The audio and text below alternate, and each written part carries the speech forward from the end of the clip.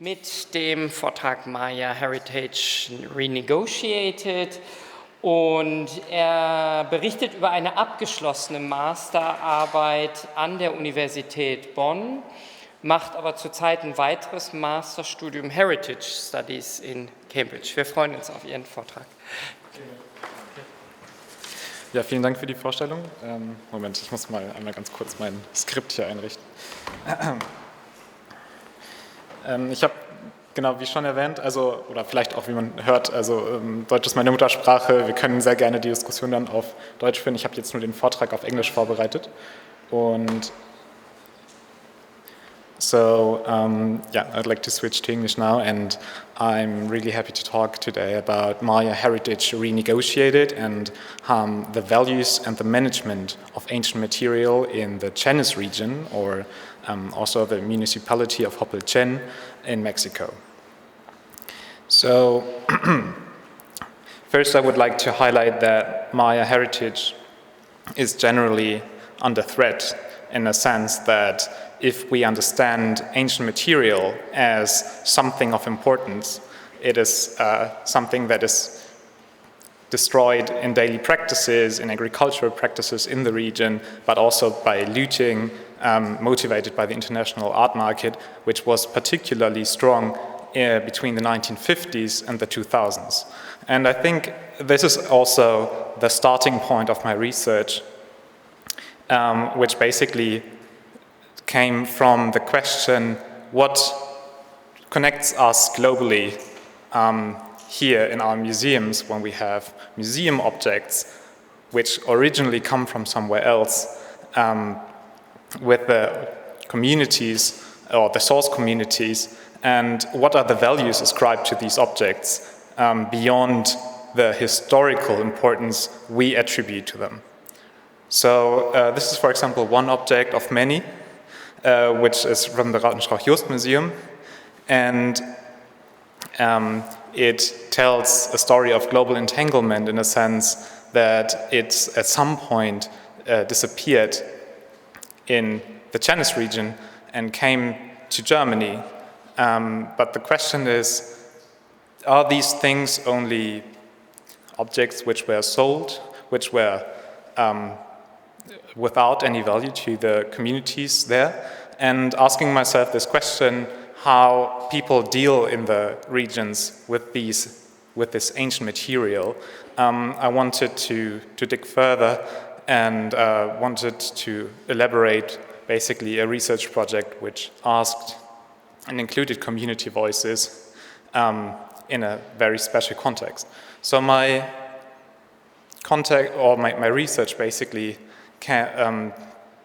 comes from a first engagement with the communities in the Chenes region in 2019. Then I was an intern in the collaborative research project of Dr. Manuel May Castillo, who is an indigenous Maya and researcher and who was doing a collaborative project in that time. And then some years later, I came back trying to work on a similar questions he had asked before, but from a very different perspective. So he was working on the threats, which are in this case, in the Chenes region, mostly Mennonite communities, different ways of agriculture, which destroy this material, which covers the entire landscape, and which he and also his community partners identified as very destructive practices. So maybe to give you a brief idea, when I talk about the Chenes region, it's this one in the central part of the Yucatec Peninsula, and it is a region which is considered traditionally indigenous, although indigeneity, also Mayaness, and also ancient materiality are all concepts which require further investigation and further questioning. Because there have been various actors over the last 150 years shaping ideas of community identity, but also national identity. So when we talk about Maya heritage, usually we use words which are framed by the Mexican nation state, which claims this heritage as part of their national heritage, representing the indigenous past and also representing in their own understanding basically the present indigenous communities on Mexican territory. Sometimes indigenous actors see that very critical, sometimes less. I should say that my research, building on these relationships, which I established in 2019, followed basically a certain bias. I worked with very politically engaged people, the organization Hopelchén, which is a cultural organization which basically was founded as a grassroots movement, very interested in the preservation and maintenance of cultural features like the Yucatec Mayan language in the region, but also in the idea of defending the territory, the so-called ejidos, against overexploitation, which is a current issue in the region, also water scarcity. So there are like many processes at play, and this was one of the many social players organizing themselves to find somehow indigenous ways to defend themselves. Though also indigeneity is a very strange concept sometimes, because for some people in the region, the term indigenous means to be poor. People don't want to be indigenous. For other people, it means to have access to certain rights. It means to reconnect to a distant past. In that sense, other actors want to be indigenous. The same goes for Mayaness. The question of identifying with what people imagine when they hear the ancient Mayas and being part of this ancestral line of thousands of years of culture in this region means for some people a very empowering idea, and for others it is still somehow strange and a very recent development of cultural activists. So in this context, basically, I conducted fieldwork. In total, it was about 4 months in 2022 and 2023. I collaborated with Kakustal, and I conducted semi-structured interviews, mostly with members of Kakustal. So these people come from different communities in the region. And I worked mostly with people from the villages Xcalotacal and Hopelchén, but I also tried to capture voices from outside of this activist discourse. I tried to take seriously decolonial critiques in regard to ethnographic research, especially free, prior, informed consent, of course, is always important, but taking it a bit more seriously and enforcing more strongly this debate of how can I also adapt my research to local needs. And also taking my own position. I must say I'm a trained archaeologist. I try to forget a bit about the archaeological things I knew and take a learner's approach. So semi-structured interviews and participant observation are basically my key methods I used. And now I would like to tell you a bit about the ancient materiality in the region. So who we see here is Don Gaspar, who is showing me what he calls a sacred site in his ejido, in his village community. And generally there are quite some ethnographic works about how Yucatec Maya communities perceive ancient materiality. And mostly they highlight that there is this ontological notion of an owned space and a sacred space which basically lies under everything else. So working the land in the traditional milpa, but also going to an archaeological site which is characterized by the very obvious features in the landscape requires the permission of the spirit guardians of the land. And if one does not respect these spirit guardians, or also minor spirits, then bad things can happen. For example, accidents, occur, or one meets a surprising amount of venomous animals. And there are like all things of stories related to these objects. So there are very strong norms at play. Do not take away any ceramics you find. Do not, for example, take the stones from a ruined house to build your own, because it might collapse and you will die. These are all the stories which are around there. And at the same time, there are also further ethnographic works, as I mentioned, about that Mayan identity is not as established, or at least it is very much a process of the last 20, 30 years that people now identify as Maya. At the same time, there's this disconnection with ancient materiality. There are these stories about it, but at the same time, people would not identify necessarily as the ancestors, the ancient Maya as their ancestors, but they would say these places were built by somehow mystic and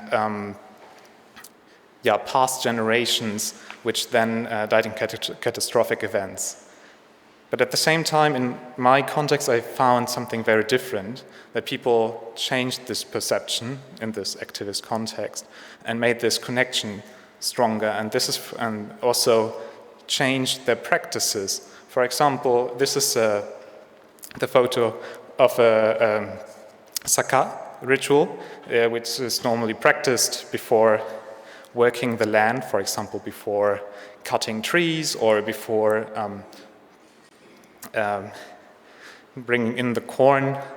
And it's always a ritual prayer in Yucatec Maya to the lords of the realm to ask for permission. And in my context, in our context of work, this was now like reused for our visits to archaeological sites, which I find quite interesting, because suddenly there was this perception of we will go to a site and walking around this place and documenting it maybe for the local community means to work the land, while before or at the same time there's no problem at all to hunt in the same space. So there is like a multiplicity of ways to deal with ancient materiality. And there are, on the one hand, like the very strongly dominating destructions, but there are also preservation efforts. So in this sense, this is also a kind of a new result. The general destructions are well known. I mentioned them before. There's like a lot of expanding agriculture, which just destroys a lot of forest and all the ancient remains which are beneath the ceiling of leaves. But there are also very present treasure stories that people would find gold and would be very excited to go and dig up some ancient ruins to finally get rich, which I think is a very interesting debate there about like how to become rich in a situation which is economically very, very marginalized. And there has also been a lot of looting. So how does it go together to have like very strong norms? Do not touch this, and at the same time we can see that people have obviously touched these things and sold them. And I think there are many different stories to tell for each and every single village. And one interesting story, which also highlights how complicated it can be, is the case of Xcalotacal. We can see here Xcalot it's a very tiny village. It's not very old. It's about like 90 years old maybe that people are settling there. And on their territory is the archaeological site Tsum, which is quite big and quite famous and has huge stone monuments. And so there's this story about Boschkewel, which is a name for a person who has lived in that place for some time. And at some time, that person started to dig up the ancient stuff and sell it. At least that is what some of the villagers tell. And so they went to see Hopelchén, a Maya priest, and asked him what will happen when this goes on. So he told them that if he would finally or eventually find the kings, which are deeply hidden in the large mounds and pyramids, then catastrophes would come to the village. And therefore, because of this ontological justification, they had to kick him out. This is one version of the story, which sounds fantastic and amazing and super interesting, but talking to different people, other versions come up. Of course, there's this other story that Boscawen is just a very bad person who was a threat to people in the village, who killed, for example, the dogs when they were hunting, and who attacked villagers. And so they just kicked him out because he was a risk. And there's the third story, of course, of Boscawen himself, who says everyone else is lying. They were like kicking him out because he was protecting the site and the villagers wanted to steal. So it can be very complicated, and these, but I think these are interesting cases of negotiating the value of sites, because, and I'm, to be honest, not very sure how much also my presence as a person motivated certain stories.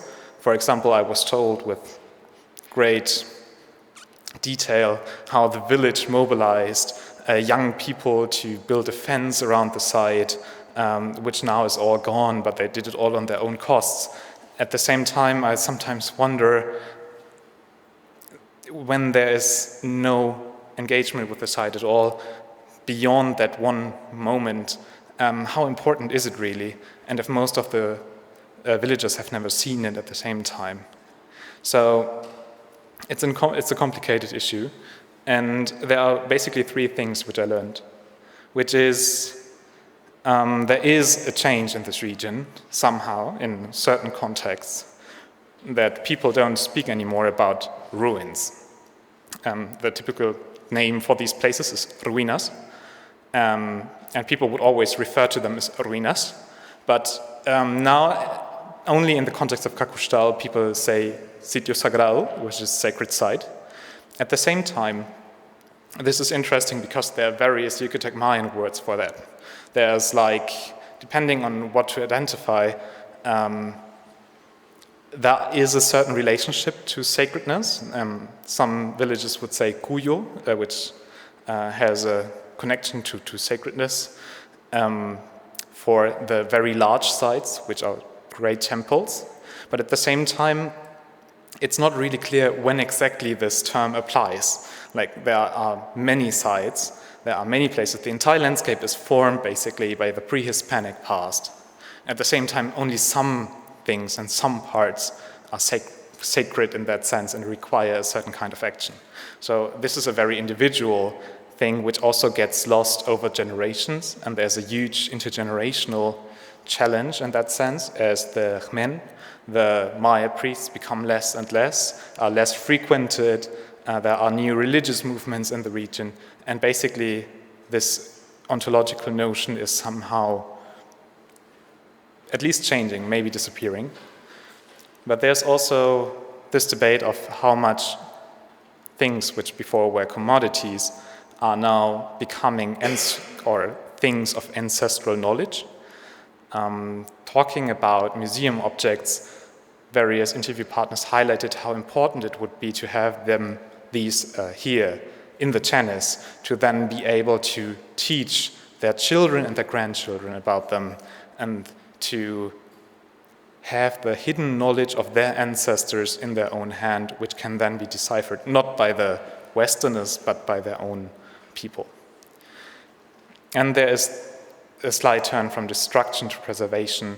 Maybe, this would be a typical development, basically. In the face of large destructions, preservation sometimes comes up as a solution for what then is considered cultural heritage.